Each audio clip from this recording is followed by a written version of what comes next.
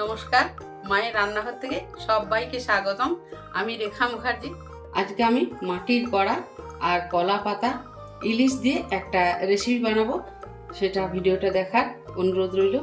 মাটির একটা কড়া নিয়েছি আর কলা পাতাটা আমি এইভাবে এবার ভেতর দিকে রেখে দেবো। আমি দুটো কলা পাতা নিয়েছি, যদি ফেটেও যায় তলায় চলে যাবে না।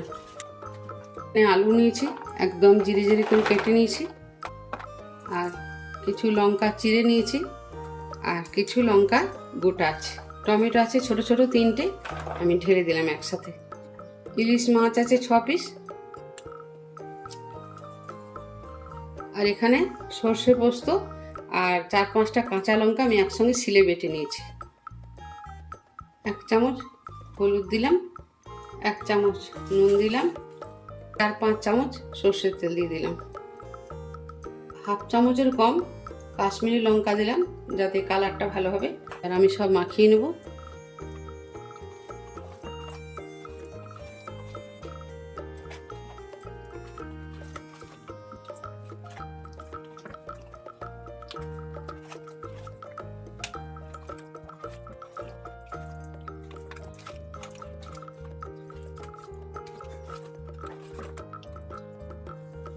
গ্যাস জেলে একদম গ্যাস সিম করে দিয়েছি, লো ফ্লেমে করে দিলাম, বসিয়ে দিলাম।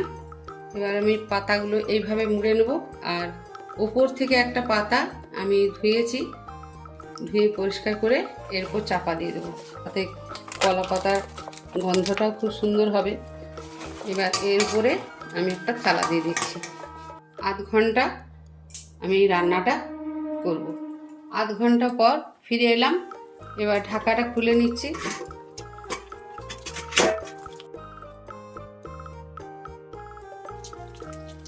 কলা পাতাটা ওপরে তুলে নিলাম। আলুগুলো সেদ্ধ হয়ে গেছে ভালো, আর মাছগুলো খুব ভালোভাবেই সেদ্ধ হয়েছে। এইভাবে গোটা গোটায় আছে দেখুন। রান্না আমার একদম রেডি হয়ে গেছে।